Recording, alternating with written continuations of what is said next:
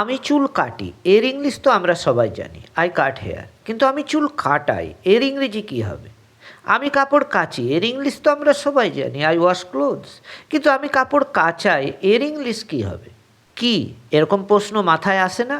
চিন্তা করবেন না, আজকের ভিডিওতে এই সমস্যার সমাধান করব। Hello friends, welcome to our channel. চলুন ভিডিওটি শুরু করা যাক।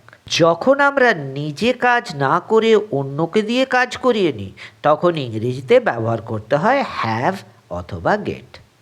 আমি চুল কাটি হলো আই কাট হেয়ার, কিন্তু আমি চুল কাটাই এই বাক্যটি হবে I get my hair cut বা I have my hair cut. একই নিয়মে আমি কাপড় কাচি আই ওয়াশ ক্লোথস, কিন্তু আমি কাপড় কাচাই হবে I get my clothes washed. ঠিক একইভাবে আমি ফোন ঠিক করাই এর ইংরেজি হবে I get the phone fixed. আর আমি গাড়ি মেরামত করাই হবে I get the car repaired.